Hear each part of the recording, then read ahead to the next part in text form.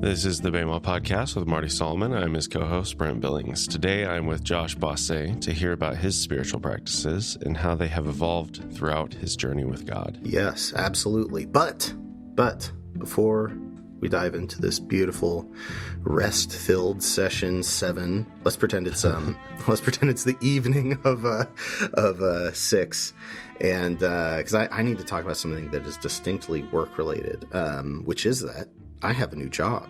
Did you know this, Brent Billings? I did, yes. So, for those of you who don't know, I have been doing campus ministry here in Cincinnati. You moved to Cincinnati to do that? I moved to Cincinnati to do it. And then, wouldn't you know it, that was end of 2019, and then things got a little complicated for the world and then for me. So throughout all that chaos, a lot of things changed, but some really beautiful things happened on the campus ministry side of things that, I haven't really been able to share here, but that is going to be changing because, like I said, I got a new job. Beforehand, this kind of Bema teacher co-hosting gig just kind of bloomed out of my relationship with Marty, but now it is going to be part of my job because I am now a campus minister to you all, the Bema audience, or I should say specifically the college students in the Bema audience. And there's a lot of really exciting things that come with that. Too much to talk about here. So rather than spend a bunch of time talking about it, I just want to talk to all the college students right here listening to this. I am doing something really exciting. It's a project called Olam. I can talk about what that means at a future time, but if you are looking to find ways to build community, you're in a lonely place, if you're looking for a more practice-centered approach to worship spaces, if you are just looking to infuse everything we talk about here at Bema, from rest and making space to the text, if you're looking to weave that into your life and community more thoroughly, and you're a college student, reach out to me. Send me an email. Well, we always throw out my email here at the end. If you want to help shape or even just participate in that space, hit me up. Let me know you're a college student, and we will start building something very new and very cool that I am super excited and passionate about. Yes, midroshjosh@gmail.com is the email. midroshjosh@gmail.com. Yep. So because of the realities of your immunocompromised situation, post-cancer, post-liver transplant, you are going to be a virtual campus minister to Bema college students. Yes. So does it matter where these college students are? No, absolutely not. I have already spoken with my very first Bema audience member college student. Shout out to Jacob Davis. I know you probably won't get to this episode for a while, but that guy is all the way in Australia. And I figure if I can handle a 14-hour time zone difference, I can probably handle wherever you are in the world. So, yeah, hit me up. No exceptions. If you're a college student, reach out to me. I want to talk with you. Even if you're not sure what you want, if you're a listener and this podcast has done something for you and you're in college, I think I've said college a bajillion times, but yeah, if you're in college, reach out to me. I'd love to talk with you and get to know you and start doing something really cool together that I wish I could just take over this. Part of me wishes I could take over this podcast and just talk for an hour about Olam and what it is and what we're doing. I think we will someday, but not today. Yes, not today. But, there we go. There's our little cliffhanger. There's our teaser. Email me and all will be revealed. On the flip side of your virtual campus minister status, yes, the goal really is for you to help people build community around them. Yes, that is the ultimate goal. So even though your role is virtual, the goal of this whole project is to build local community, right? Yes, and we've also created new positions to help resource new communities, new college communities that are building up. So we are trying some really new stuff that I don't know, maybe other people are doing it, but I have not heard of anyone else doing this. And so it's really exciting and new. So yeah, if you're a student, especially if you're a group of students, like, man, do we have people on our end of things that are looking to help you like maintain and establish and stay healthy and just help you with all the complicated things that come up with community, from, building it from scratch to maintaining it and sustaining it and keeping it all healthy, keeping it connected with God. Okay. Well, in light of that, let's dive into your spiritual practices. Yeah. Teach us your ways, Josh. Well, my ways have changed a lot. That's a lot of what I want to be talking about today. Because I feel like when I started getting into spiritual practices, like in the way we talk about them here at Bema, it was when I was first kind of discovering the kind of perspective of Judaism in this cultural context and this huge, just unimaginably vast tradition going back thousands of years. And part of it's overwhelming because, when you start looking at Jewish tradition and all the practices, like there's a lot of them. Like, what do you mean 613? I thought there were 10. Brother, 613, that's just level 1. Yeah, no. Then you dig in and it's like 6,000. What? Yeah, exactly. And then, you hear like, oh, there's this one type of prayer they do, and they're like, yes, that's one of like 18 kinds of prayer. It's like, oh my gosh, this is a lot. 7/8 of it is in Hebrew and using terminology I have no idea what it means. Probably would need to go to yeshiva to actually understand the breadth and depth of all of it. So anyway, I was really overwhelmed. But also like within that, especially as I was deconstructing and coming out of a more like, conservative, fundamentalist, non-denominational church background. And like, that was kind of my life growing up. I was pretty sheltered, so I didn't have a lot of life outside of the church world. So, I went from being kind of like the rock star of Sunday school who knew all the answers to the guy who like steps into church for the first time and doesn't know what he's doing. Like I felt like I knew nothing and I didn't even know. I'm like, oh wait, how do I pray? Like, I don't know the words of the songs. Like, I just felt all of that get stripped away. So I felt really inadequate. So when I was starting this stuff, it was a big wrestling match to incorporate all these beautiful new things I was learning and to be okay with not being able to do it all. And like on the Torah side of, keeping spiritual practices, I pretty much did it all. Like, I got rid of all my mixed fiber clothes. I, didn't use any electricity on the Sabbath, like all sorts of things. Like, all down the line, I was keeping it. But those weren't, like, so many of those were fueled by this still like fear-centered, like, oh, I've got to do all the right things so that I'm actually connected with God, that I don't really want to talk about those. But those were there. There were other practices, though, that were really life-giving and that I just kept finding more depth. And the first one I want to talk about is prayer, because this is one of the areas that has changed a lot. So back in 2011, 2012, when I was really going hard on this stuff, I would pray 3 times a day. There's this rhythm in Judaism of these 3 times for prayer that are based off of the patriarchs. And that's one of the things that I really loved. I loved any of these Jewish traditions that were like rooted in the text. And in the text, there's moments in each of the lives of the 3 primary patriarchs. It talks about I think it's Jacob is out at night, Isaac is out in the field in the afternoon, and Abraham gets up early in the morning, and they're all praying. That's what the rabbis say. What are they doing at these times? They're praying. So you pray once in the morning, like first thing you do. And then sometime in the afternoon, you pray. And then at night, after the sun has gone down, you pray again. And the evening and morning prayers, I would always say the Shema, which, I know Bema people are familiar with. Back in the day, I wouldn't say the shortened Jesus Shema. I had the whole Shema memorized. I had it memorized in Hebrew. And part of that was like, my little perfectionist, rebellious self being like, ooh, I don't want to just memorize it. Like, I want to memorize it in Hebrew.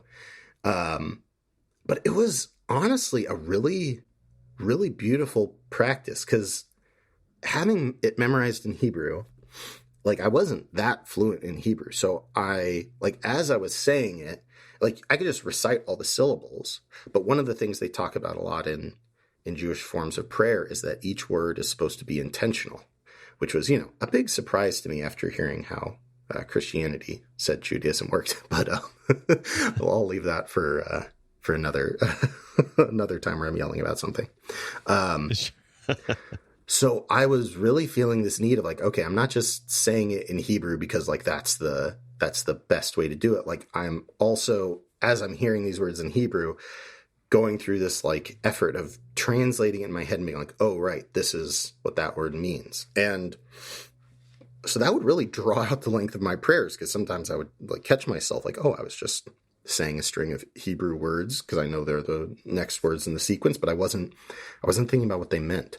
And so I was like, man, back then I was so stringent with myself. I would, like, whenever I caught myself doing it, I would stop, I would rewind to the last part in the prayer that I remembered being intentional, and I would just do it from there, think about every word. And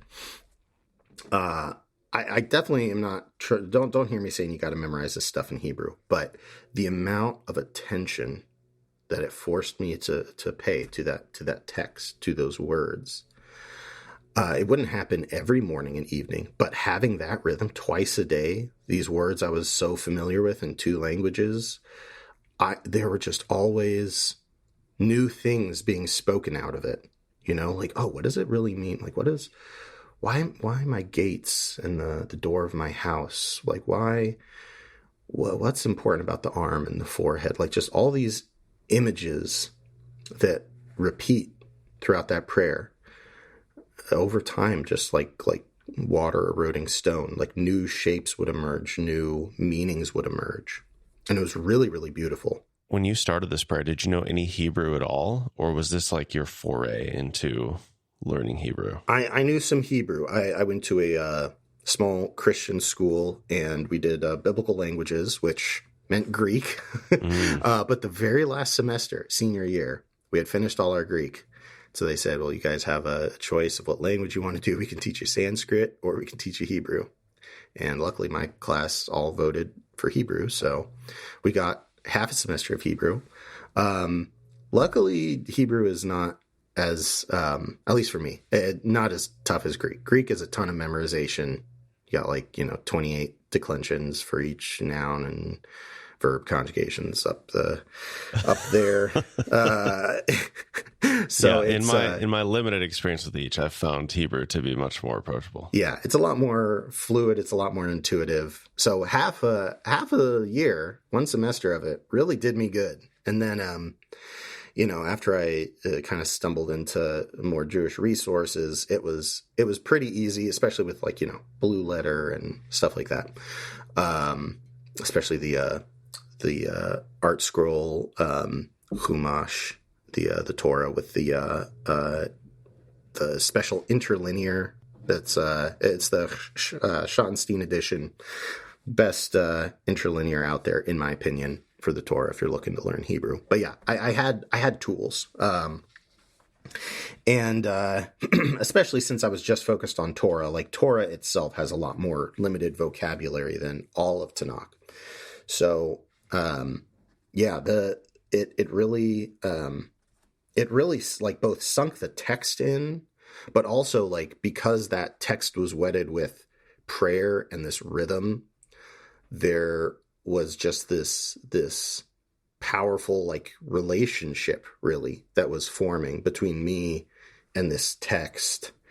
And I don't remember all the beautiful things that God spoke to me through that those passages of Deuteronomy.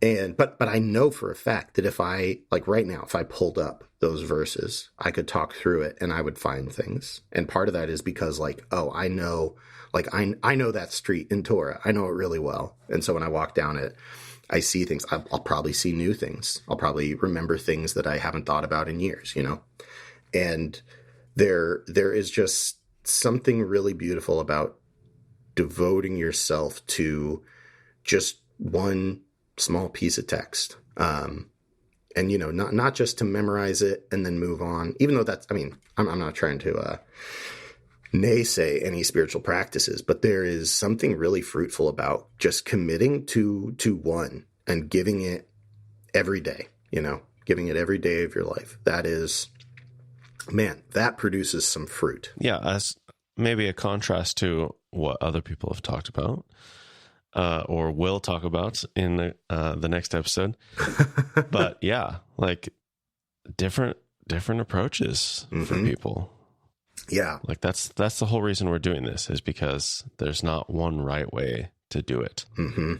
Yeah. And for me personally, like depth is a huge thing. So anytime I have a practice that, keeps me rooted and just going deeper in one place, like that's kind of my sweet spot. As we demonstrated well throughout the Mishkan series. Yes. Yeah. There's a case study there for my psychology, probably. But then the other cool thing about this rhythm, like I said, there were 3 prayers in the day, and Shema just happened, at the two the bookends, so to speak. And so there was this, that middle of the day prayer. Like, man, that was also a really cool time, because it was just it's not like the other 2 prayer times. They kind of have more of a little bit of a rigorous time frame. And this one, it's like, just do it sometime in the afternoon, but before the sun goes down. Like that's easy enough. And it's right in that spot, especially in our culture where we're stopping our work. You're going toward dinner time. You're going toward spending time with your family. Or your friends, or wherever you're at. And there was something beautiful about like just taking a break in the middle of the day, that it's kind of like a loose rhythm, like not something where like, there would be an alarm on my phone that would go off. It would require me to like, pay attention to where the sun was in the sky, like it kind of, kept me grounded. And that was where, I could just talk to God. Usually I would just talk about all the things I was thankful for. Like it was a really good rhythm. It was a nice balance of like having like a really strict routine and having kind of this open, fluid space that could fit whatever else I needed.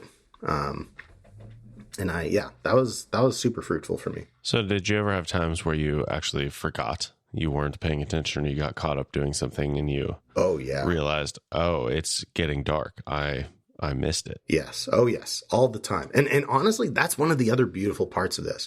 One of the biggest ones was, once I went from college to, working a 9 to 5, there were so many times where it's like,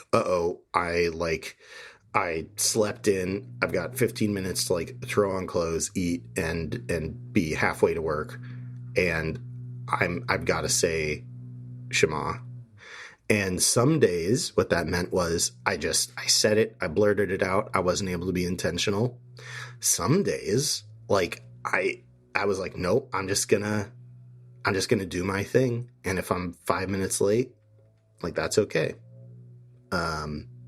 And like, honestly, like that it was really beautiful, because neither of those felt like, a victory or a loss.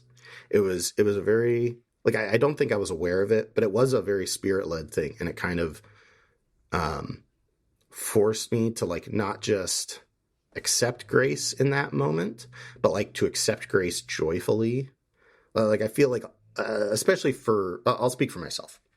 And kind of the Christian perspective I grew up with, which is like, grace is so wonderful, but it's like an insurance policy. Like, you don't want to have to call them and like actually ask for the help, right? And if you take advantage of it, then your premium goes up and you got to do, 3 extra prayers a day for the next 10 years. Exactly. That's the vibe. And so just being in a moment where it's like, not only do I not really have time to think about this, like I've just got to make a decision now. It's just coming right out of my heart.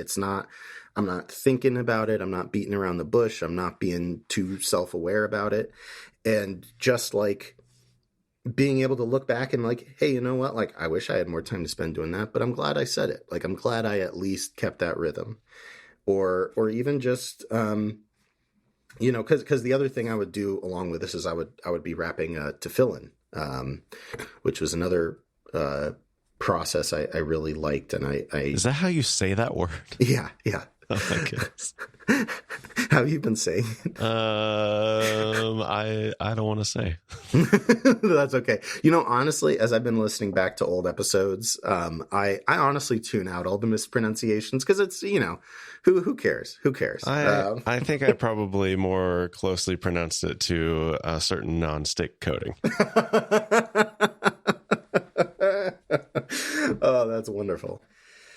Oh man, yeah. I feel like I could take a little tangent here and talk about tefillin, but it is there were a lot of one of the things I like about having more ornate practices is that one, like when you engage with it fully, it slows you down so much because you're like, I'm not just being intentional about words. Like I'm thinking about what I'm doing when I'm wrapping these like leather straps around my arm and I'm putting on the bigger talit, the bigger prayer shawl. And I'm, saying this prayer and like everything is really conscious. And that's just, honestly, it's a beautiful way to start the day just with that kind of quiet intentionality. But it's also like when you have something that is that ornate, like there are just times where you can't do it all. Like something happens, you get a call and someone, the house is on fire and you got to go run and put it out. Like that sort of stuff also will force you to have to make compromises. And that doesn't ruin the practice. And I think that's part of where it shows like, yeah, grace isn't just like a break in case of emergency thing.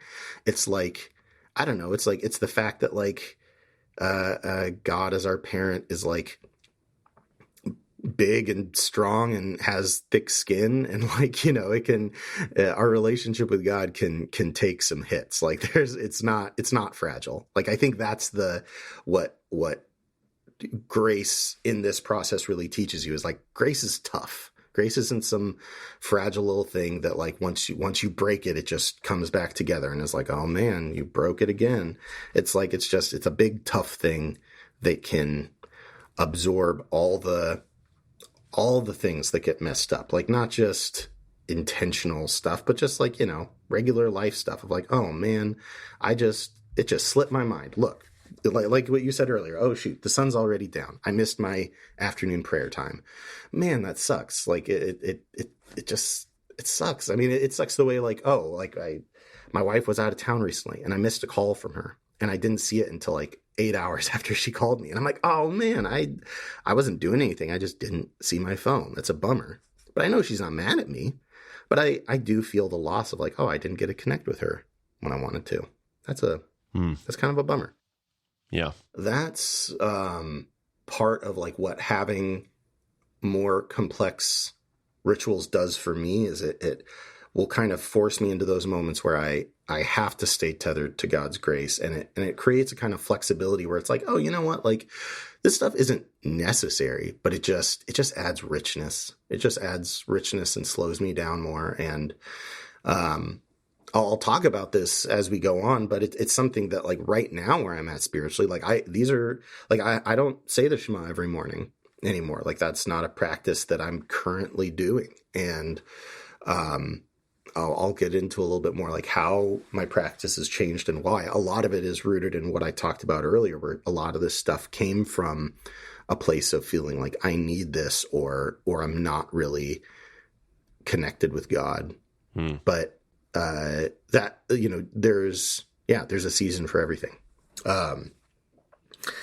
Man, I've got more to get through, but Brent, did you have more you wanted to say on that? Yeah. So yeah, I think I'm just curious how you have evolved since then. So I'll let you keep going. Yeah, absolutely. So part of it was, well, actually, let me talk about the next part of it, because this was another big one. So kosher. Kosher is a practice that I have kept up, but it has itself evolved. Like I said before, kind of in the same pattern. Back in the day, I used to be like incredibly stringent about kosher. Like I would be the guy at the restaurant, like asking detailed questions about what ingredients were in things.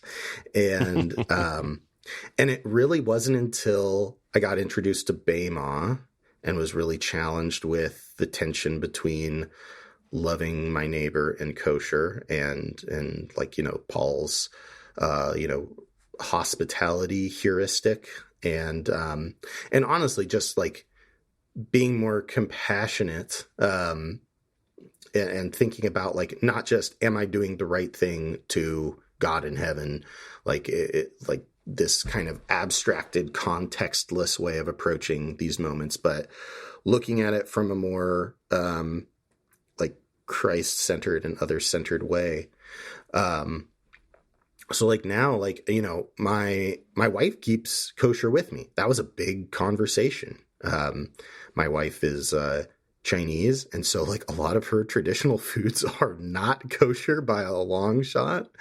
And so it was, a much bigger sacrifice for her than it was me. And so like, even that conversation keeps me grounded in like there are some spiritual practices that are easier for some people than others. And, that's not a good or bad thing, but it is easy for me to like, feel connected to God and not realize like, hey, am I just doing spiritual practices that are just like ones that are totally me and aren't really a stretch. And so seeing her not just be challenged in this area, but meet that challenge is on one hand humbling, but it also, again, creates all these spaces where I have to figure out like how to move with it, because, I'm not going to go into this whole explanation of what my wife is like. I love my wife too much. I could talk about her all day. I won't do that. But like, she is not as detail oriented of a person as me. And so there's been lots of times where she's like she doesn't read ingredients lists.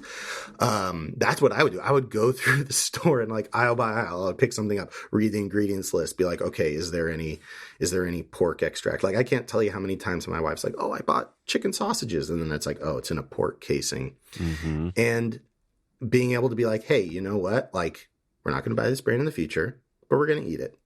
And that's okay.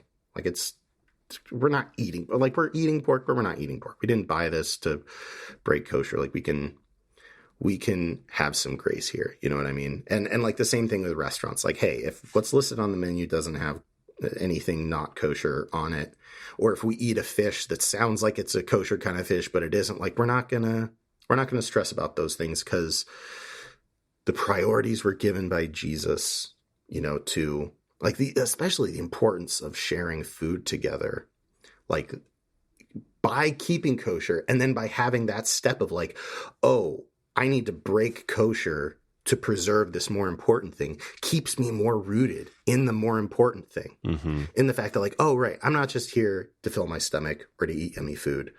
I'm here to be present with other people. I'm here to be present with my own body, to not just, be stuffing my face, but to be paying attention to like, does this taste good? Is this what I want to eat? Is this what I'm hungry for? And that, awareness and mindfulness and sanctifying of that act of kind of bringing a piece of communion into the meal is more important. And even though kosher is a different law from that, because it's another way of being conscious about what I'm eating, it really helps connect me to that, both when I'm keeping it and when I'm not keeping it. Yeah. Because there's plenty of times where like, no one's around. I'm, standing in line. I don't know why I'm saying standing in line. I'm at a restaurant or something, and it's like, oh, I could get the thing with bacon on it, but I'm not gonna, because it's not. Why am I doing that? So I can eat something yummy? Like, there's plenty of yummy things. God made all sorts of yummy things that are kosher as all get out, and I can I can make that sacrifice. And so, like, there's just all sorts of ways that stretches me, and that kosher is really, I think, a good case study in how my practice has been changed over time, both by like the Spirit and by circumstances, and most importantly by people that I'm in relationship with. I feel like I don't want to move on too quick. Brent, do you have questions about this? I know this is kind of another area that's outside of the normal Christian set of practices by a stretch. Yeah, I think listeners of the Galatian series will know where I stand on the topic of bacon. Yeah. But yeah, the idea of like self-accountability, accountability to God, accountability to your community, having to make those tough decisions, I think that applies to a lot more than just the things we eat. Like that goes for so many things. So absolutely, don't take it too literally. Like, figure out how those thoughts and those wrestling matches can apply to whatever else you're going through. Yeah, absolutely. And like, I think one of the beautiful things about kosher is that like it's one of those laws that like the text spends a lot of time talking about it in great detail, but it's also one of those things that like at the end of the day doesn't really make sense. Like, it's kind of arbitrary. Or maybe we can like look back historically and understand like, trichinosis, health concerns, like this is why this was important then. But it's like, there's people who talk about like, oh, these are bottom feeders, that's why we don't. And it's like, I don't know. There's some kosher fish that are bottom feeders. Like, I don't know. It's like you can go too overboard with that. I think that part of what makes kosher beautiful is that it is kind of an irrational system. And I say that like both to be something that's like, we shouldn't demand that our spiritual practices fit into some bigger rubric that makes sense. I feel like a lot of times as Westerners, it's like, if there's not a point to this practice, then why do it? And I think kosher is a great counterexample to that. But by the same token, it's also freeing because like this is something that you can also apply to yourself. Like, and it doesn't have to, like Brent just said, it doesn't have to be food, but like you can make arbitrary distinctions between things you are going to engage in and things you aren't going to engage in or partake in. And they don't have to make sense. It can be something that you just like personally feel called to abstain from.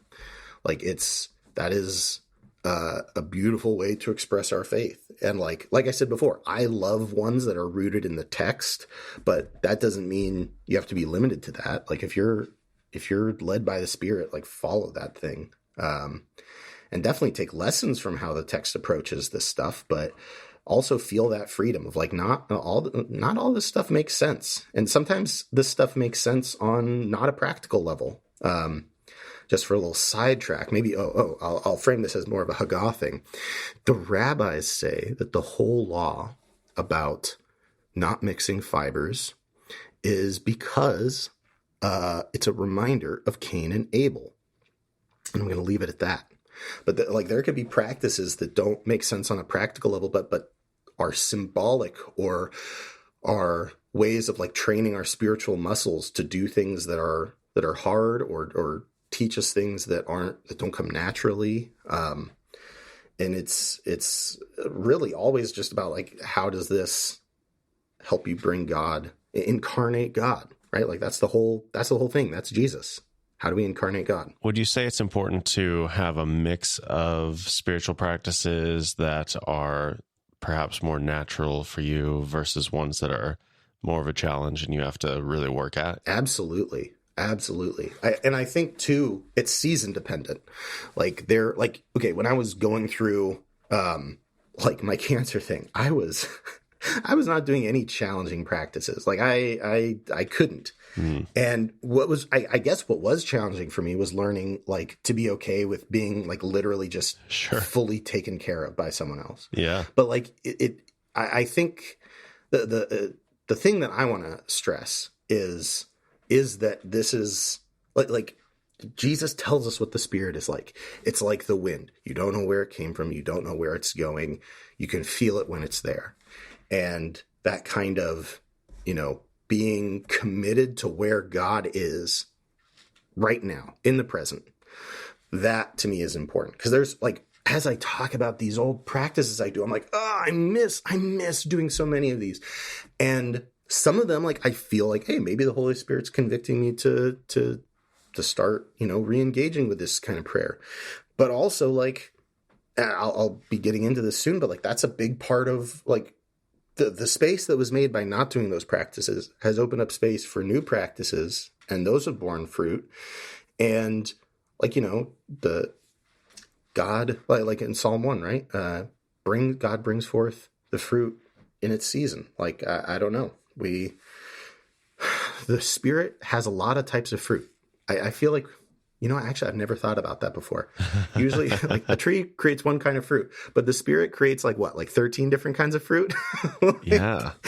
That's something that we got to roll with it. We got to be willing to go with it. And that's not to undermine the value of keeping steady, consistent practices. Like everything I said about the Shema, like, remember that. Like, there is so much value.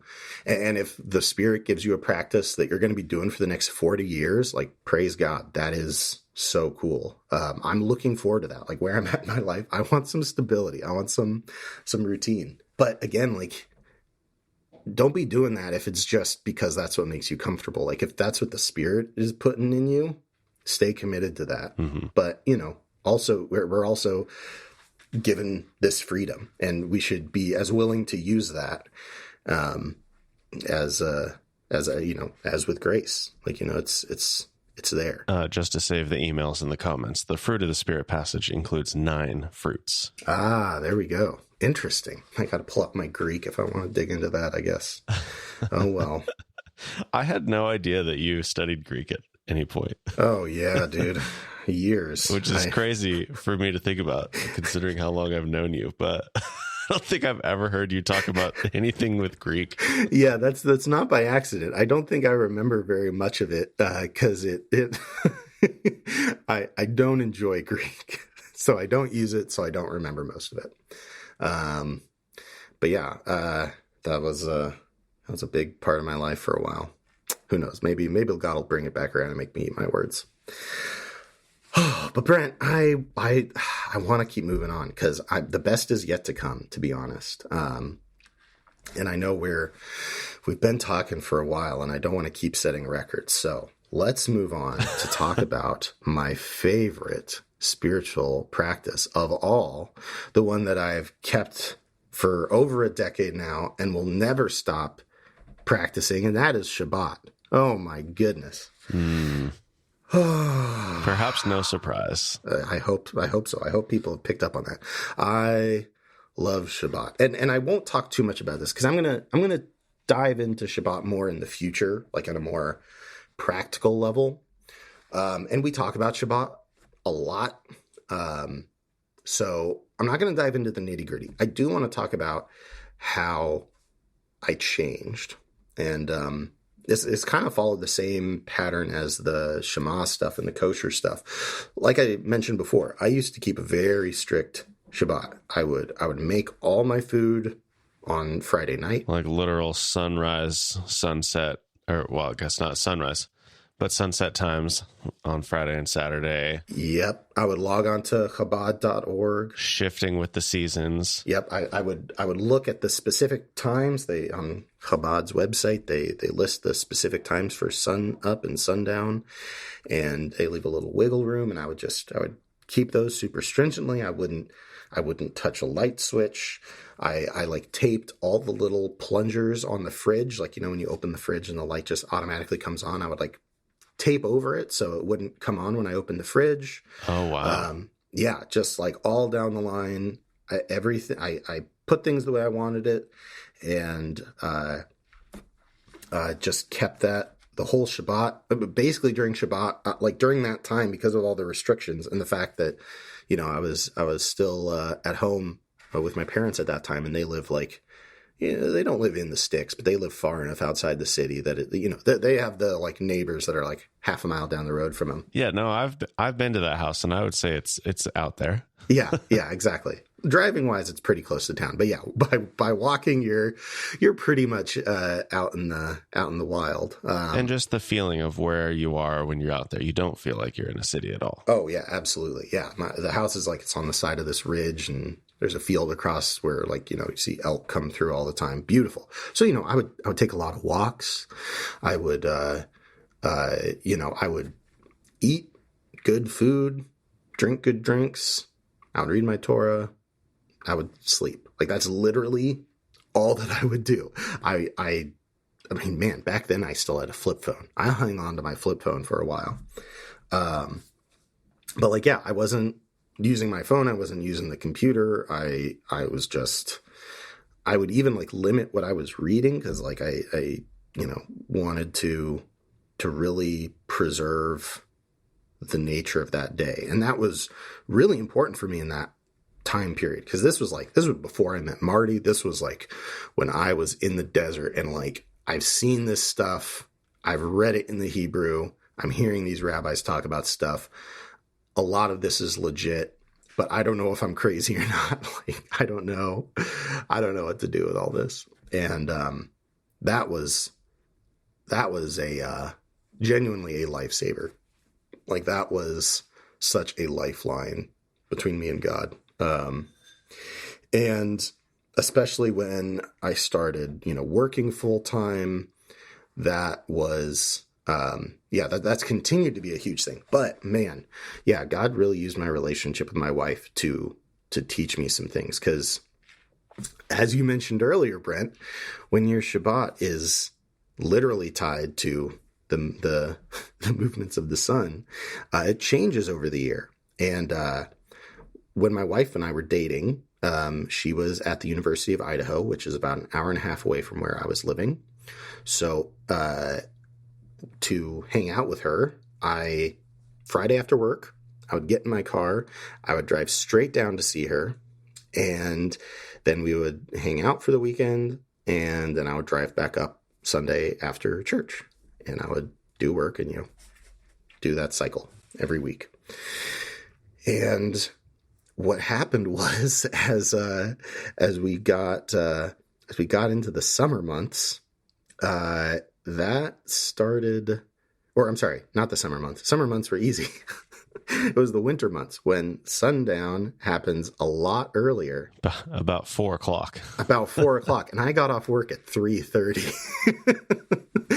And leading up to, the solstice, like there were, solstice, not by then it became untenable, but like leading up to there, like there was this balancing act of like, oh man, do I just like blow the speed limit like by a ton just to get there on time? Or like, it reached the point where, I remember it was at the winter retreat. I'm not sure if you were there, Brent. I don't believe so. Okay. Anyways, there, Marty did this winter retreat, and it started on a Friday. I got there really early because everyone else was showing up like after Shabbat would have started.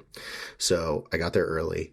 I got all my stuff unpacked. I got my food that I had pre-made and brought with me. Like I got that in a fridge.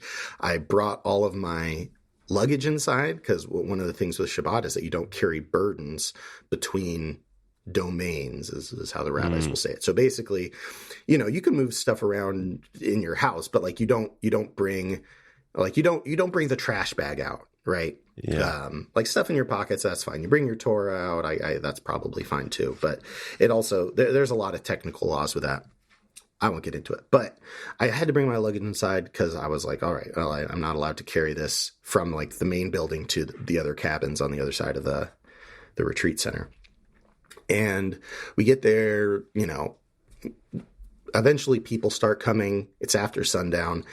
And then when we start talking about where people are going to room, they say, hey, all the girls are staying in this room. All the guys have to go into those cabins on the other side of camp.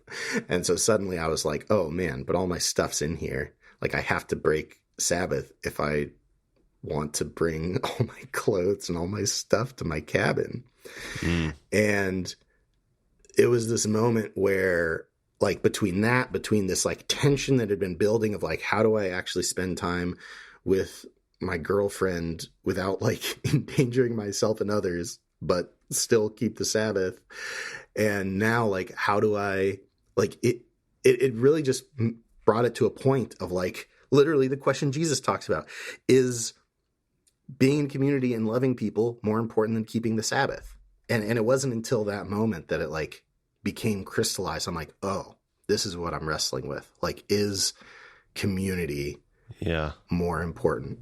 And on another level, I want to kind of widen this out because I'm sure a lot of our listeners are in similar places insofar as part of what made this really hard for me that isn't as hard like if you're in a Jewish community is that in a Jewish community, everyone's doing the same rhythms. I was trying to live as a Jew with a bunch of goys who did not share the same life rhythms.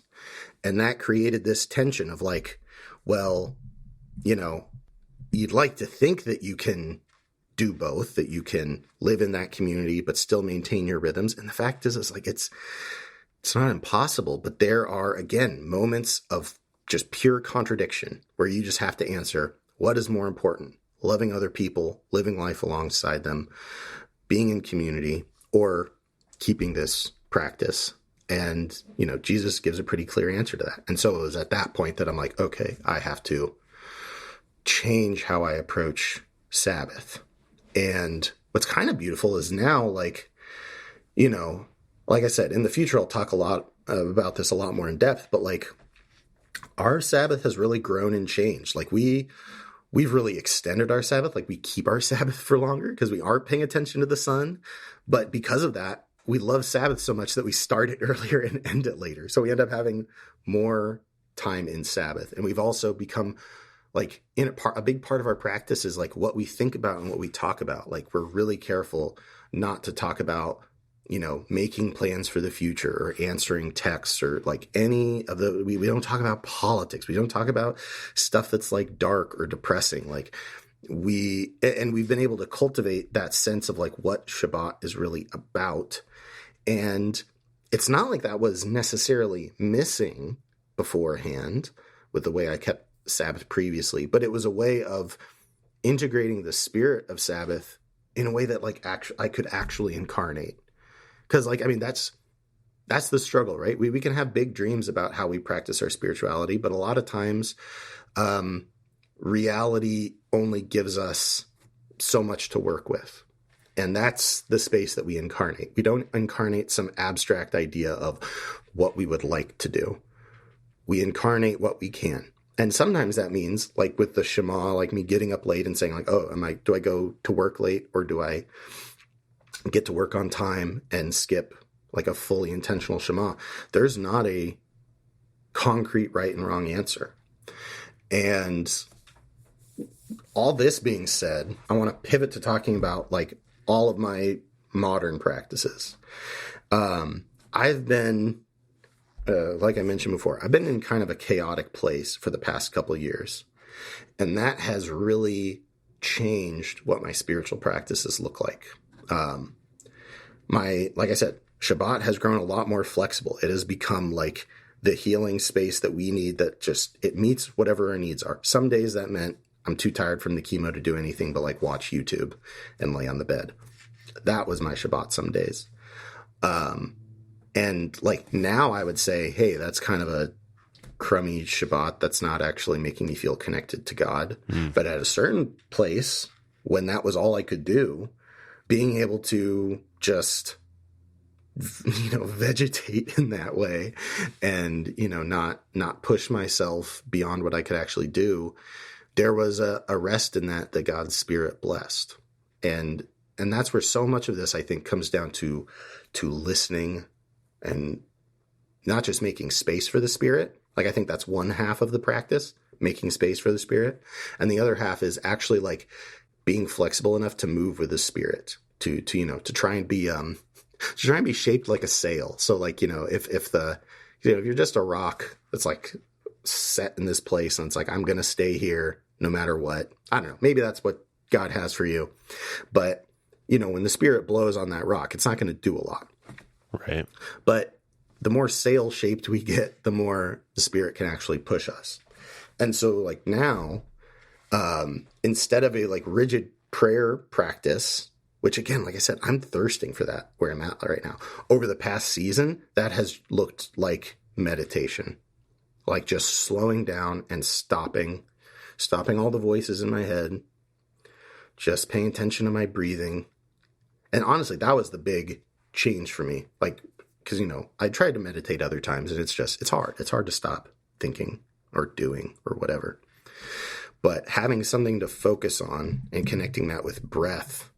And of course, like, that's I'm not breaking new ground here in terms of meditation. That's a very classic meditation. But being able to tie that in with symbols of like, this is the Spirit. The Spirit is breath. God gives us life through breath. Like there is so much richness there in that simplicity. And especially when I was going through cancer, like there was a lot of time spent sitting in waiting rooms, sitting in a hospital bed, doing nothing other than feel crummy. And that meditation, like it helped me get through those things. Like there was a very practical sense of like it, like I don't know how I kept my spirits up that whole time. It was definitely God's presence, but so much of it was allowing God to fit into that simple, perfect space of I'm not adding anything. I'm not doing anything. I'm just slowing down. I'm just looking at my breath, this beautiful miracle of life being imparted just from breathing in the air that's all around us, that follows us everywhere we go. The small wind of the Spirit that's created just by us being here. And that's the beautiful thing about meditation. It's kind of the opposite of all those ornate practices. It's so small. It can fit into a moment. Like literally some of the most moments I still remember of just powerful meditation would be like, I'm at a stoplight and I remember, oh yeah, breathe. And it's literally 3 seconds of my day. And God still works in that spot.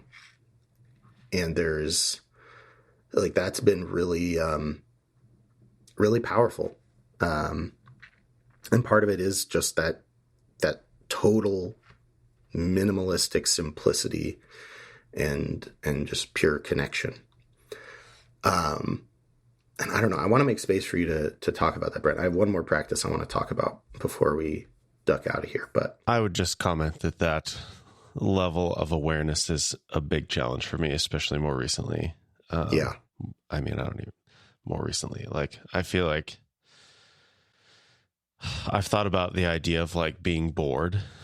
And especially now that I have kids who mention being bored, it's like, I don't remember the last time I was bored.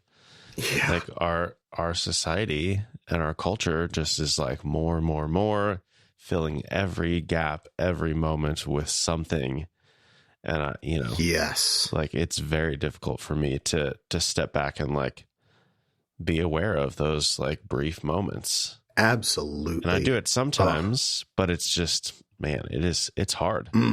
I love that you said that. That has been on my mind a lot lately. That specific idea, like boredom. And because what I love about the idea of boredom is that it isn't just like it describes the moment where you're forced to be bored, but it's also a description of the attitude you have in that moment. Like, it isn't just that you're sitting and, watching paint dry or something like that. You're sitting in a waiting room. It's this clawing need to, crawl out of your skin and get out of that moment and be stimulated, do something. And man, it reminds me, one of my very favorite philosophers, Soren Kierkegaard. He he said something once. I need to go read like the full context, but he said that boredom is the root of all evil, which is I still have to think about it. I won't. I don't even know if I agree with it. He's a complicated writer, but just the idea of like the inability to be attentive, to be present, to like countenance this moment where you're not being entertained or stimulated or doing something like that is, like you said, that is just such a powerfully felt thing that I think it's pretty universal across our culture. And so you can probably hear it in my voice, how animated this gets me. Like anything you can do to spiritually combat that, I think that is so important. Like that's Sabbath. That's what makes Sabbath so difficult. That's what makes it hard to just say like, yeah, creation is good as it is. I can just sit here and appreciate the sky and the trees and that apple or banana or whatever, like it, being able to appreciate things as they are. And like, honestly, this is super convicting for me. As Brent mentioned earlier, I moved across the country to Cincinnati for this job. I love Cincinnati, with one big exception, and that is the humidity here. Oh my gosh, I hate the humidity here. I overheat so easily. And during these months, I'm always just like, even right now, I'm in a room. It's at the top floor of our house. It's carpeted so that, the sound quality is better. I've got, soundproof padding all around me. I am hot, and it is so easy to just let that make me miserable, because it is kind of miserable. But I have noticed, and I'm very stubborn about this. This is so convicting for me. But when I actually just to go one step further than just saying, oh, I'm miserable, I hate this, and just say, yeah, I'm feeling really hot, and like actually pay attention to that feeling, it becomes a lot more manageable. Like it's something that's approachable. It's not just like this thing that I'm so opposed to that I have to get away from it. Like there's something about making peace with boredom and finding peace in boredom that is so powerful. And I would encourage anyone and everyone listening to this to use kind of a proverbial biblical thing. Seek peace with boredom more than gold. Like that is so important, in my opinion. A proverb. Yes. You got any more thoughts on meditation, Brent? That one was a banger. I don't think so. Okay. So the final practice I want to talk about is one that is probably the most difficult for me, because it is the one that is the hardest to grasp. And that is, for me, art. I use art for my spiritual practices a lot. But the problem with that, and what makes it so hard, is that it is by no means a consistent practice. One of the primary ways I did this is by writing poetry. And but kind of back to our conversation about like challenging ourselves. I used to be really artistic in high school, and then I stopped. And part of it is because I'm a perfectionist, which is like just the worst for art, because there's a lot of imperfection on the way to good art and art that is satisfying. And like my perpetual problem with making art is that I'll make something I really like, and then I'll just try and keep adding to it. Like Marty talks about this with creation and knowing when to say enough. That was not me. I was always like, okay, but I can make this a little better, a little more what I thought it would be in my brain. And then just overdo it to the point where it's just like when you put too much salt in a dish and it's like, oh gosh, this is not even like I can't eat this. It is awful. See, this is why I engage photography as my form of art, because I also have those perfectionist tendencies, but I can edit a photo to destruction and then just revert all of those changes. There's no coming back from adding too much paint to a canvas. I mean, there are ways, but like, yeah, it's never quite the same. You can't remove the salt from the dish unless you want to just add twice as many of the other ingredients to balance it all. Yes. It's very difficult. It is very difficult. In fact, that is precise. I haven't done it yet. For a little while before I moved, a friend of mine got me into pottery, which boy, oh boy, that is like the most of what we're talking about. Because when you're throwing on the wheel to make the clay like move, you have to add water to it to keep everything like smooth and fluid when it's moving very fast. But if the clay absorbs too much water, it'll get so slack that you can't work with it anymore. So it's like, it's responding to every little thing you do. It's moving fast, and you have a time limit before it like takes on too much water. And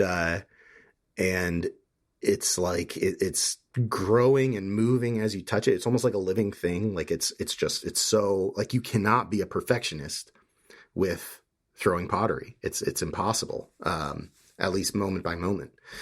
And, but unfortunately, I that's something I'm looking into. I might start doing that here. We'll see. But with poetry, like I do this all the time, where I would find like some really beautiful like phrase or stanza, and I would just add to it to the point where I'm like, oh man, this sounds so corny. Like I just delete all of it because I can't even find the thing I liked and go back to it.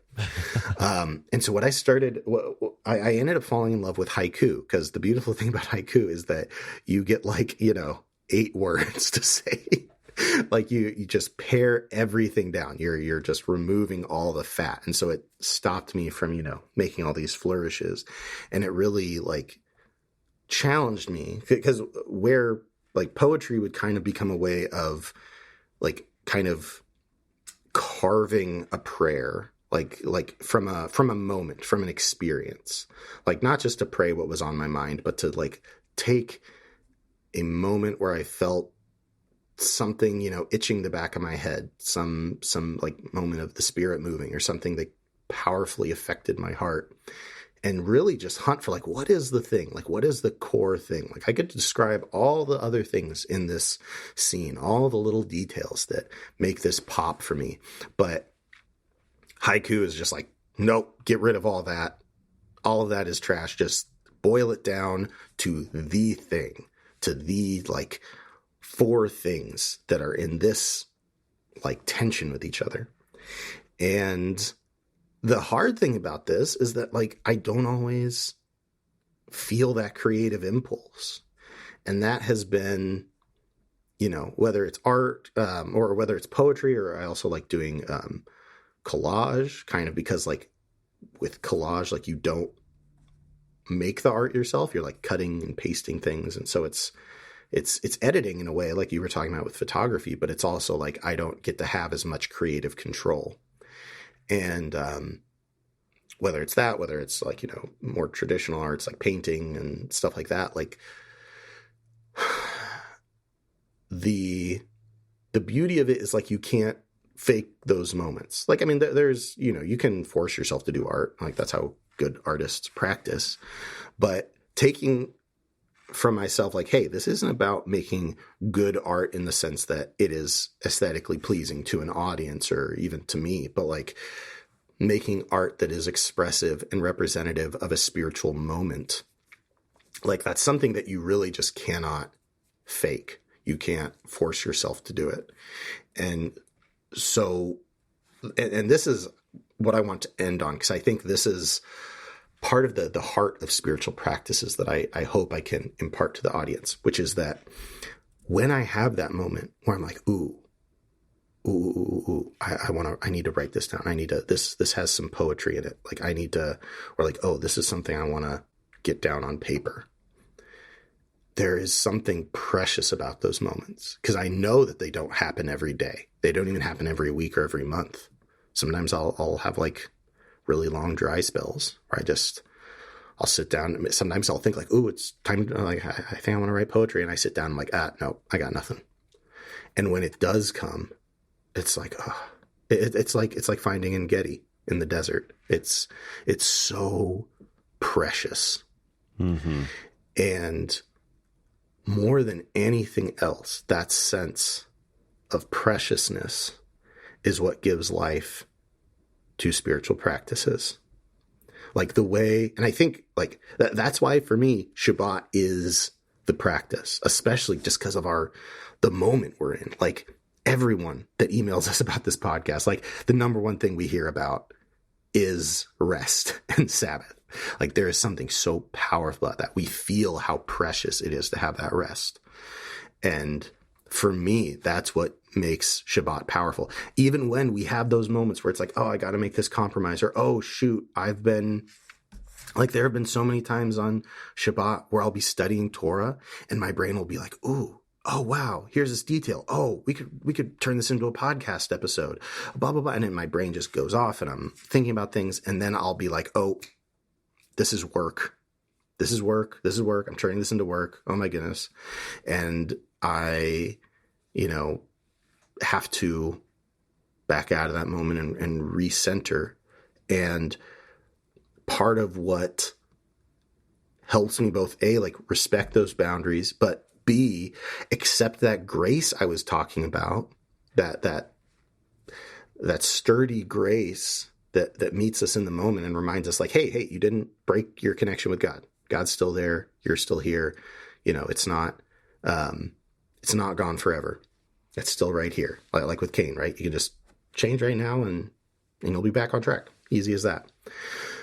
What really draws me into that moment and helps me feel that truth is that sense of preciousness, is like, oh, thank goodness it is still here. I can still just go back to this Shabbat, and I really don't want to leave this place. I don't want to leave this rest. I want to be here in God's presence. I want to be resting with God in this garden that he's brought me in this moment. And whatever that is for you, like there's the practices, like all the boredom stuff, all the stuff that challenges us and stretches us and is so necessary and so beautiful. Like that is important. But even those practices, at the end of the day, we keep them because they are precious to us. That's why when we force ourselves to do practices that don't actually mean anything to us, like they grow empty and kind of end up becoming a little rotten for us. Like that we like allow yourself to fall in love with these practices, to see the life that comes from them. And that's not to say they aren't effortful and that there are some days where you just don't want to do it and do it anyway. Like that happens in all sorts of relationships that we love things in. That's part of being human. But to trust in the Spirit enough to hear and see God moving in those things that are most precious to us. That is, to me, what makes spiritual practice important. It's these beautiful spiritual treasures that we get to keep with us. To go back to my Mishkan series, it's those precious things that you put in the ark. That's what our spiritual practices are. And that's why it is both, like, it's so appropriate to talk about them in this session where we're talking about rest and peace. Cause Marty, I know the tagline for Marty's episode is discipline. And, a lot of times we think of spiritual practices as these burdensome things because they are effortful. It is hard to sit with boredom and to see the fruit of that. But it's when we taste the fruit and are able to say, oh yeah, God's good and God's right here. And I can keep coming back here every day. I can keep coming back here. And that is what excites me the most about this. And why I hope all of you out there really, really take some time to allow yourself to be nourished, to pay attention to those things, even if it'll be boring at first, it'll be hard. But oh my goodness, the fruit, y'all gotta taste this fruit. It's so good. It's so good. Well, I feel like that's a perfect way to end it, Josh. Absolutely.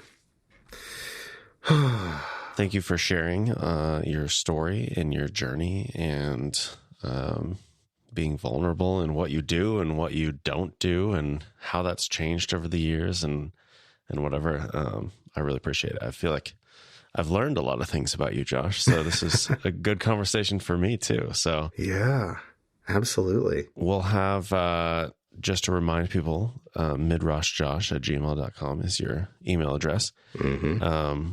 People can go to BEMAdiscipleship.com to find groups, events, contact page for the best way to get in touch with us. All of that is going to be there. And we'll be back next week to revisit Marty's spiritual practices. So, we originally talked about those with him in episode 24. So we're going to see how his practices have changed and evolved over the years. So looking forward to it. That will do that. And then we've got a few more things. This might end up being, I'm sorry to say, Josh, this might end up being the longest episode of session 7. But Elle and Reed have an episode coming up later together. So there's still a glimmer of hope for you. Oh no.